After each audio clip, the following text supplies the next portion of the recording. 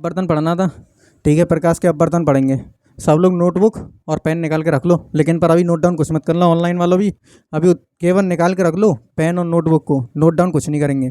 अच्छा मेरी बात सुनो, प्रकाश के अब बर्तन को ना बड़े अच्छे से इससे प्रैक्टिकल करके भी हम देखेंगे कांच के गिलास से मस्त तरीके से, लेकिन पर उससे पहले थोड़ा सा समझो। देखो प्रकाश का बर्तन क्या होता है, ये पहले मैं 2 लाइन खींचता हूँ। एक लाइन ये रही और एक लाइन ये रही, है ना। ये 2 माध्यमों को अलग कर रही है। 2 माध्यम जानते हो ना, जैसे एक साइड वायु है तो एक साइड कांच है, एक साइड वायु है तो एक साइड जल है। ऐसे मतलब 2 माध्यम है और वो दोनों माध्यमों को अलग कर रही है। जैसे मान लो यहाँ पर वायु है, यहाँ पर क्या है वायु, और यहाँ पर ये कांच है, यहाँ पर ये क्या है कांच। ये पूरा नीचे हम देखेंगे तो ये पूरा कांच है, क्या है कांच, और ये क्या है वायु। अब मेरी बात, ये डेफिनेशन जो लिखी है अभी हम इसको देखेंगे, पहले इसको समझो। प्रकाश की किरण, जैसे मान लो ये वाली एक प्रकाश की किरण आ रही है, वायु से आ रही है, वायु से, ये वायु से आ रही है प्रकाश की किरण। आपने परावर्तन में ही मैंने पढ़ाया था, अभिलंब खींचते थे। क्या खींचते थे अभिलंब। तो ये हमने एक अभिलंब खींचते, अभिलंब मतलब 90 डिग्री पर अपन को एक लाइन खींच देनी है उस बिंदु पर जिस बिंदु पर ये वाली किरण आकर टकरा रही है या आपतित हो रही है। तो हमने क्या किया, ये वाली प्रकाश की किरण ऐसे आ रही है वायु से, और जैसे ये कांच में जाती है तो देखो कांच में ये ऐसे ना जाकर, इसको जाना तो चाहिए था कुछ ऐसे, लेकिन पर ये ऐसे ना जाकर अपने मार्ग से विचलित हो जाएगी, मतलब अपने रास्ते से थोड़ी सी भटक जाएगी, उसी रास्ते पर नहीं जाएगी। देखो जैसे इसको जाना चाहिए था कुछ ऐसे, ऐसे ना जाकर ये थोड़ी सी अभिलंब की ओर क्या हो जाएगी, झुक जाएगी। क्या हो जाएगी, झुक जाएगी। तो इसी को हम क्या बोलते हैं, प्रकाश का अपवर्तन। क्या बोलते हैं, प्रकाश का अपवर्तन। अब परिभाषा सुनो, जब प्रकाश की किरण एक पारदर्शी माध्यम से, पारदर्शी माध्यम जानते हो ना जिसमें से आर पार देखा जा सके, जैसे कांच, जब प्रकाश की किरण एक पारदर्शी माध्यम से दूसरे पारदर्शी माध्यम में जाती है वह अपने मार्ग से विचलित हो जाती है। इस घटना को प्रकाश का क्या बोलते हैं, अपवर्तन कहते हैं। जैसे देखो ये वाली किरण आ रही थी, इसको जाना कुछ ऐसे चाहिए था, लेकिन पर जैसे ही कांच में एंटर की तो ये अपने मार्ग से विचलित हो गई, मतलब जिस रास्ते पर इसको जाना था उस रास्ते पर ये नहीं गई। अच्छा इसके लिए अपन को 2 चीज़ें सीखनी होती हैं, एक सीखना होता है सघन माध्यम और एक सीखना होता है विरल माध्यम। क्या सीखना होता है, सघन माध्यम और विरल माध्यम। तो मैं आपको देखो ऐसे बताता हूँ, बहुत आसान भाषा में बताने की कोशिश करूँगा। जैसे देखो ये हमारे पास ठोस है, क्या है ठोस। ठोस जानते हो ना, बचपन में पढ़े होंगे, ठोस द्रव और गैस, 3 अवस्थाएं होती हैं।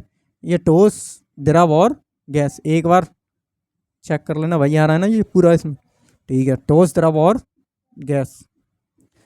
तो ठोस में क्या होता है, ठोस के कण ना बहुत ज़्यादा पास पास होते हैं। क्या होते हैं, बहुत ज़्यादा पास पास। और द्रव के जो कण होते हैं, किसके कण, द्रव, सो मत जाना, इधर देखो, ठोस के कण बहुत ज़्यादा पास पास होते हैं, द्रव के कण थोड़े से दूर दूर होते हैं। क्या होते हैं, थोड़े से दूर दूर, इसके मुकाबले थोड़े दूर होते हैं, है ना।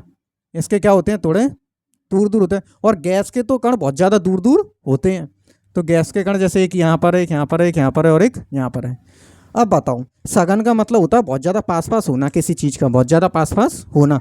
तो अब बताओ इनमें से मैं यदि, और विरल का मतलब होता है कणों का दूर दूर होना। वैसे सघन माध्यम और विरल माध्यम की पहचान इस बेस पर की जाती है कि यदि प्रकाश की किरण एक माध्यम से दूसरे माध्यम में जा रही है, जिस माध्यम में जा रही है उसमें यदि प्रकाश की चाल जो है यदि कम हो जाएगी तो वो सघन माध्यम है, और जिसमें प्रकाश की चाल जो होगी वो बढ़ जाएगी तो वो विरल माध्यम है। जैसे मान लो, जैसे देखो ये रहा कांच, वायु से प्रकाश की किरण आ रही है और जैसे ही कांच में एंटर की, यदि कांच में प्रकाश की चाल घट जाएगी वायु की तुलना में, यदि कांच में प्रकाश की चाल घट जाएगी तो कांच जो है वो एक सघन माध्यम है। कैसा माध्यम है, सघन। और यदि कांच में प्रकाश की चाल बढ़ जाती तो कांच का तो कैसा माध्यम होता, विरल माध्यम। समझ में आया क्या। अब समझो, जैसे ठोस में ना कण बहुत ज़्यादा पास पास है, द्रव में थोड़े से दूर दूर और गैस में बहुत ज़्यादा दूर दूर है। तो जिसके कण ज़्यादा पास पास होंगे वो सघन होगा। क्या होगा, सघन।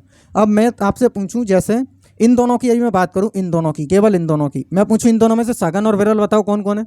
तो आप बताओगे सघन ठोस है और विरल द्रव है, क्योंकि ठोस के कण ज़्यादा पास पास होते हैं और द्रव के कण थोड़े दूर दूर होते हैं। अभी फिलहाल बस केवल इन दोनों की बात करूंगा तो आप लोग बोलोगे ये सघन है ठोस, और ये जो द्रव है इसको आप लोग बोलोगे कि ये विरल है। क्या है, विरल। लेकिन अभी मैं देखो कंपेयर बदल दूं, मैं इसको दोनों को बदल दूं। अब मैं इन दोनों की तुलना करवाना चाहता हूं, इन दोनों की। अब बताओ, अब इन दोनों में से कौन सा सघन है और कौन सा विरल है, कौन सा सघन है और कौन सा विरल है, बताओ। अब देखो इसके कण ज़्यादा पास पास हैं, इसके कण ज़्यादा पास पास हैं। अब आप लोग बोलोगे इसके कण ज़्यादा पास पास हैं, तो ये क्या हो जाएगा, द्रव अब की बार, द्रव हो जाएगा अब की बार सघन, और गैस क्या हो जाएगा, विरल। तो देखो अभी कुछ टाइम पहले जब इन दोनों की तुलना की थी तो ये विरल था, अब इन दोनों की तुलना कर रहे हैं तो ये सघन है। क्या हो गया, सघन है। तो ये हम कंपेयर करके बताएंगे कि कब कौन सा माध्यम सघन होगा, कब कौन सा माध्यम विरल होगा। जैसे मैंने आप लोगों के सामने दो चीज़ें लिखी, एक मैंने लिखा कांच, है ना, एक मैंने लिखा जल। बताओ दोनों में से कौन सा सघन है और कौन सा विरल है। आप लोग बोलोगे कांच सघन है। क्या बोलोगे, कांच सघन है, क्योंकि कांच ठोस होता है। क्या होता है, ठोस। तो कांच कैसा हो जाएगा, सघन। बताओ, बता दो। जल कैसा हो जाएगा, कैसा हो जाएगा, विरल। जल कैसा हो जाएगा, अभी विरल हो जाएगा जल। अभी इन दोनों की जब हम तुलना कर रहे हैं तो कांच सघन है और जल विरल है। अब देखो बदलता हूँ, अब हम तुलना कर रहे हैं जल और वायु की। वायु तो गैस होती है, जल द्रव होता है। अब बताओ इन दोनों में कौन सघन है और कौन विरल है। आप लोग बोले जल द्रव है, वायु गैस है, तो जल के कण थोड़े पास पास होंगे, वायु के कण ज़्यादा दूर दूर होंगे। तो बताओ इन दोनों में से कौन अब की बार सघन हो जाएगा, जिसके कण ज़्यादा पास पास वो सघन हो जाएगा। तो जल क्या हो जाएगा, सघन। वायु क्या हो जाएगी, विरल। अब तो पहचान लोगे कौन सा सघन होगा कौन सा विरल होगा। तो अब ये दोनों चीज़ें अगर समझ में आ गई हो, सघन और विरल, अब हम आएंगे अपने टॉपिक पर लौट कर। ठीक है, अब समझने की कोशिश करना सघन और विरल समझने के बाद। अच्छा, अब मैंने ये एक चित्र बनाया था अभी शुरुआत में, ये बताओ मैंने देखो यहाँ पर क्या लिखा था, वायु। वायु बताओ सघन है विरल है। तो ऊपर तो माध्यम विरल हो जाएगा, कैसा हो जाएगा, विरल।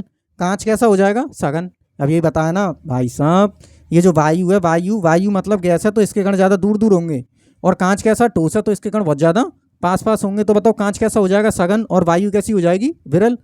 तो अब इसके दो नियम याद रखो, ये विरल है और ये क्या हो जाएगा, कांच कैसा हो जाएगा, सघन। देखो जब प्रकाश की किरण विरल से सघन में जाएगी, किस में जाएगी, विरल से सघन में, तो देखो अभिलंब की ओर झुक जाएगी। अभिलंब ये है, इसको हम क्या बोलते हैं, अभिलंब। अभिलंब की ओर देखो क्या कर रही है, अभिलंब की ओर झुक जाएगी। कब झुकेगी, जब विरल से किस में जा रही होगी, सघन में, तो अभिलंब की ओर झुक जाएगी। अभी मैं आपको ट्रिक भी बता दूंगा, ये आपको याद रहेगा, कब अभिलंब की ओर झुकेगी, कब अभिलंब से दूर जाएगी। अब इसको देखो, अब की बार हमने ना माध्यम चेंज कर दिया। क्या कर दिया, चेंज। अब की बार हमने माध्यम को बदल दिया, पलट दिया दोनों को। अब की बार ऊपर जो माध्यम है ये हम मान लेते हैं कांच है, और नीचे जो माध्यम है इसको हम मान लेते हैं ये वायु है। क्या है, वायु। तो अब की बार देखो प्रकाश की किरण ऐसे आ रही है। अब की बार देखो कांच, कांच कैसा बताओ, ऊपर वाला माध्यम कैसा होगा, अब की बार ऊपर वाला माध्यम हो गया अब की बार सघन, और नीचे वाला माध्यम कैसा होगा अब की बार, विरल। दोनों माध्यम चेंज कर दिए हमने। अब बताओ ये हमारे पास, ये हमने क्या खींच दिया बताओ, अभिलंब खींच दिया। ठीक है, नाम लिख दें क्या, ये हमारे पास क्या है, अभिलंब। अभिलंब खींच दिया। अब देखो प्रकाश की किरण इसमें कैसे जाएगी, सघन से विरल में जा रही है। अब की बार कैसे आ रही है, सघन से विरल में। तो प्रकाश की किरण को देखो जाना तो कुछ ऐसे चाहिए था, अपने मार्ग से विचलित नहीं होनी चाहिए। वैसे तो ऐसे तो कुछ, वैसे इसको कुछ ऐसे जाना चाहिए था, लेकिन ये क्या होगी, अपने मार्ग से विचलित हो जाएगी, क्योंकि एक पारदर्शी माध्यम से दूसरे पारदर्शी माध्यम में जा रही है। तो अब की बार किरण ऐसे ना जाकर, ऐसे ना जाकर थोड़ी सी क्या हो जाएगी, अभिलंब से दूर हट जाएगी। क्या हो जाएगी, अभिलंब से दूर हट जाएगी। देखो ये अभिलंब आ रहा है और ये अभिलंब से क्या हो रही है, दूर हट रही। कब, जब सघन से किस में जाएगी, विरल में, और जब विरल से सघन में आ रही है तो अभिलंब की ओर झुक रही है। समझ में आए, दो कंसेप्ट आपको याद रखने हैं। यदि विरल से सघन में आएगी तो अभिलंब की ओर झुक जाएगी, और सघन से विरल में जाएगी तो अभिलंब से दूर हट जाएगी। अब याद करने का तरीका सुनो, जिससे कि याद रहे एग्जाम टाइम तक। देखो सघन में क्या होता है, सघन में कण क्या होते हैं, बहुत ज़्यादा पास पास होते हैं। अभी मैंने बताया था, क्या बताया था कि सघन में कण क्या होते हैं, बहुत ज़्यादा पास पास होते हैं। क्या होते हैं, पास पास। याद है ना, क्या 2 मिनट पहले की बात भूल गए क्या। सघन में मैंने क्या बताया था, कण क्या होते हैं, बहुत ज़्यादा पास पास होते हैं, और विरल में क्या होते हैं, दूर दूर। तो अब मेरी बात सुनो, जब प्रकाश की किरण जिस माध्यम में एंटर करेगी उसको याद रखना। इस माध्यम में एंटर कर रही है ना, किस में आ रही है, जिस माध्यम में आ रही है उसको देखो, इसमें किस में आ रही है, सघन में। सघन में कण क्या होते हैं, पास पास। जब प्रकाश की किरण जैसी सघन माध्यम में जाएगी तो अभिलंब के पास आ जाएगी। क्या आ जाएगी, अभिलंब के पास। देखो सघन माध्यम में कण पास पास होते हैं, क्या होते हैं, पास पास। जब सघन माध्यम में कण पास पास होते हैं तो किरण भी अभिलंब के पास आ जाएगी। कहाँ पर आ जाएगी, अभिलंब के पास। अब इसमें देखो विरल माध्यम में क्या होते हैं, कण दूर दूर होते हैं। क्या होते हैं, कण दूर दूर। तो इसलिए देखो जैसे ही प्रकाश की किरण विरल माध्यम में एंटर करेगी तो अभिलंब से दूर हट जाएगी। जिसके कण दूर दूर किरण भी अभिलंब से दूर हट जाएगी। जिसके किरण पास पास तो किरण भी अभिलंब के पास आ जाएगी। बताओ समझ में आया कि नहीं आया? दो चीज़ें मैंने आपको बताई। जब प्रकाश किरण सघन माध्यम से विरल माध्यम में जाएगी तो दूर हट जाएगी, और विरल से सघन में आएगी तो पास आ जाएगी।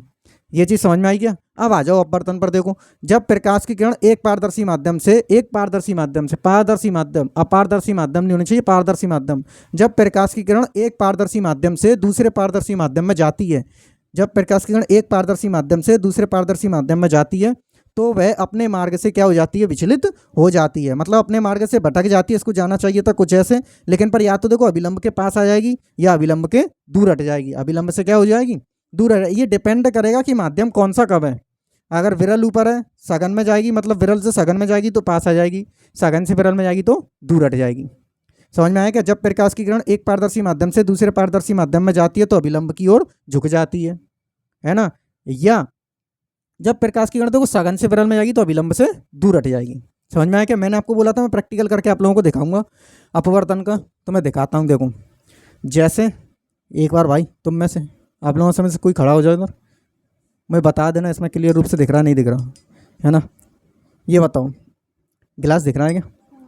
देखो, जैसे अभी इस वाले इसको देखना, पेन को, तो ये पेन जो है ना, जैसे ही मैं इसमें डालूंगा तो पेन आपको देखो इसका बिल्कुल करेक्ट आपको दिखाई नहीं देगा। देखो, जैसे मैंने इस पेन को ना, अच्छा मैं इसको ऐसे रख लेता हूँ, ये मैंने अपने हाथ के ऊपर ऐसे रखा, मैंने इस पेन को ना ऐसे रखा। देखो आप लोगों को ना ये पेन जो है बिल्कुल करेक्ट वैसे नहीं दिख रहा होगा। ये वाला पेन जो है ना थोड़ा सा नीचे झुक रहा होगा। देखो दिख रहा है क्या? क्लियर रूप से दिख रहा है क्या? देखो ये वाला पेन जो है ना, ये वाला पेन यहाँ से देखो, और पानी के अंदर देखो थोड़ा सा नीचे झुका हुआ दिखाई दे रहा होगा। दिखाई दे रहा है क्या? क्लियर रूप से दिख रहा है ना इसमें?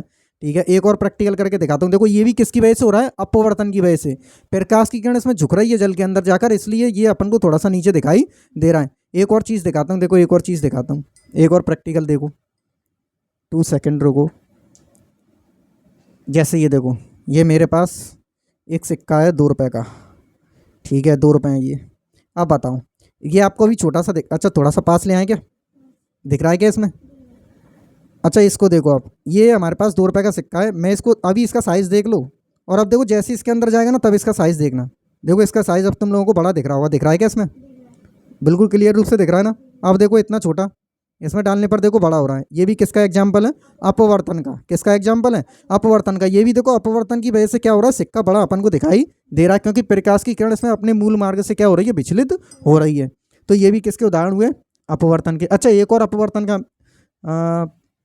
जैसे वो भी यही एग्जाम्पल है। जैसे यदि आप इसमें नींबू वगैरह को डालेंगे ना, तो वो नींबू का आकार क्या होगा? बड़ा दिखाई देगा, जैसे सिक्के का आकार बड़ा दिखाई दे रहा है। अच्छा एक और एग्जाम्पल यदि आप लोगों को देखना तो क्या करें, बाल्टी होती है ना, बाल्टी वगैरह को क्या करो, उसको भर लो, और उसके अंदर जैसे ही तुम पानी के अंदर सिक्के को डालोगे तो तुमको ऐसा लगेगा सिक्का थोड़ा सा उठा हुआ है। मतलब उसकी जो तली जो होती है ना, नीचे का बॉटम जो होता है, उससे थोड़ा सा सिक्का क्या दिखाई देगा? उठा हुआ दिखाई देगा। ये भी किसका एग्जाम्पल है? अपवर्तन का। किसका? अपवर्तन का। अच्छा आप लोग मेले वगैरह में जाते होंगे, किस में जाते होंगे? मेले वगैरह में। तो वो एक तुमको आप लोगों को एक गेम खिलाया जाता है। उस गेम में वो क्या करता है, शायद कोई एक बाल्टी वगैरह या पता नहीं कोई बर्तन वगैरह रख देता है वो, और उसमें एक छोटे से गिलास वगैरह रखा रहता है उनसे, और आपसे वो बोलता है कि इसमें आपको सिक्का डालना है। लेकिन पर वास्तविकता में वो वाला जो कप वगैरह या जो भी गिलास वगैरह उसके अंदर रखा रहता है जिसमें अपन को सिक्के को डालना होता है, वो वास्तव में उस जगह होता ही नहीं है जहाँ पर अपन को दिखाई देता है। इसलिए, और यदि आप लोग इसमें बिल्कुल ऊपर से डालोगे, जैसे ये बाल्टी वगैरह, और आप बिल्कुल ऊपर से डालो तो करेक्ट उसी जगह में चला जाएगा जहाँ पर डालना है। लेकिन पर वो ऐसे नहीं डालने देते, वो कहते हैं ऐसे डालो यहाँ पर बाल्टी, ऐसे डालो दूर से। तो जहाँ पर जो वास्तविकता में ऐसा नहीं होता, आप लोग जहाँ पर उसको देखते हो ना, वहाँ पर वो वास्तव में होता नहीं है। इसलिए अपन करेक्ट जगह पर सिक्के को नहीं डाल पाते। रीजन भी बता दूंगा मैं उसका, लेकिन पर वीडियो काफ़ी बड़ी हो जाएगी। अभी आप प्रकाश के अपवर्तन को समझो। प्रकाश का अपवर्तन समझ में आया ना? ठीक है। अब प्रकाश के अपवर्तन के 2 नियम होते हैं। क्या होते हैं? 2 नियम। अच्छा इनके नाम बता दूं। ये तो अभिलंब है, जो किरण आएगी इस पर टकराएगी उसको बोलते हैं आपतित किरण। क्या बोलते हैं? आपतित किरण। दूसरी वाली जो किरण होगी, जो किरण जा रही होगी दूसरे माध्यम में, परावर्तन में क्या होता था? लौट कर जाती थी परावर्तन होकर, तो परावर्तित किरण कहलाती थी। इसमें अपवर्तन हो रहा है तो ये वाली किरण क्या कहलाएगी? अपवर्तित किरण। अपवर्तित किरण, है ना? आप समझो। देखो आपतित किरण और अभिलंब के बीच जो एंगल बन रहा है ये आई, इसको हम बोलेंगे आपतन कोण। क्या नाम है इसका? आपतन कोण, किसी को नींद वगैरह तो नहीं आ रही है? ठीक है, नहीं पता चली बोर हो जाऊं। आपतन कोण, ये वाला कोण बताओ कौन सा? इस वाले कोण को हम नाम देंगे आर। क्या नाम देंगे? आर। और इसको बोलेंगे हम अपवर्तन कोण। क्या नाम देंगे? अपवर्तन कोण। अपवर्तन कोण। ठीक है, अब दो नियम समझो। पहला नियम, पहला नियम क्या कहता है? अच्छा, साइन जो जानते हो ना, आप लोगों ने मैथ में पढ़ा होगा, साइन, ये वाला साइन, इसको हम हिंदी में क्या बोलते हैं? जया। क्या बोलते हैं? जया। तो हिंदी वगैरह में तो याद करोगे तो काफ़ी प्रॉब्लम होगी, मैं आपको इंग्लिश में बताता हूँ। देखो, इंग्लिश में भी कुछ नहीं है। साइन आई, क्या लिखेंगे? Sine i upon sine r. क्या लिखेंगे? आपतन कोण की, इसको हिंदी में देखो कैसे बोलते हैं? आपतन कोण की जया तथा अपवर्तन कोण की जया का अनुपात एक नियतांक होता है। नियतांक मतलब कांस्टेंट होगा, वो कभी भी बदलेगा नहीं। तो हम लिखेंगे sine i upon sine r बराबर नियतांक। ये क्या होता है? नियतांक। अच्छा, इसी को हम अपवर्तनांक भी बोलते हैं। क्या बोलते हैं? अपवर्तनांक। इसको एन से भी प्रदर्शित करते हैं, लेकिन पर अभी अपवर्तनांक की बात नहीं कर रहे, अपवर्तन की बात कर रहे हैं। Sine i upon sine r बराबर नियतांक, है ना। और इसी को यही आपको याद रखना, मोस्ट इंपोर्टेंट है। इसी को स्नेल का नियम भी कहते हैं। इसी को क्या बोलते हैं? इसी को स्नेल का नियम भी कहते हैं। याद रखना है अच्छे से, एग्जाम में बहुत बार पूछा जाता है ये। इसे ही मोस्ट इंपोर्टेंट है, इसे ही स्नेल का नियम भी कहते हैं। Sine i upon sine r, Hindi में बोलोगे तो आपतन कोण की जया तथा अपवर्तन कोण की जया का अनुपात एक नियतांक होता है। सेकंड नियम सुनो, देखो, आपतित किरण, अभिलंब तथा अपवर्तित किरण तीनों एक ही तल में होते हैं। तीनों क्या? एक ही तल में होते हैं। ऐसा नियम कुछ आपने परावर्तन में भी पढ़ा होगा, बिल्कुल। तो देखो, आपतन कोण, सॉरी, आपतित किरण, आपतित किरण, अपवर्तित किरण, आपतित किरण, अपवर्तित किरण तथा अभिलंब, तीनों एक ही एक बार देखना, इसमें आ रहा है ना? तीनों एक ही तल में होते हैं। एक ही तल में, एक ही पृष्ठ पर होंगे तीनों की तीनों, है ना। आपतित किरण, अपवर्तित किरण और अभिलंब तीनों एक ही तल में होते हैं। अच्छा, इसके नियम को ना थोड़ा सा परिवर्तित भी करते हैं कि आपतित किरण, अपवर्तित किरण तथा अभिलंब तीनों दोनों माध्यमों को अलग करने वाले पृष्ठ पर ही उपस्थित होते हैं। ऐसे लिख लो या ऐसे लिख लो, बात एक ही है ना। ये हमारा अपवर्तन हो गया। अपवर्तन के बाद अब नेक्स्ट वीडियो में देखेंगे, क्या देखेंगे? उसमें हम अपवर्तनांक देखेंगे। ठीक है, इसको यहीं पर समाप्त करते हैं।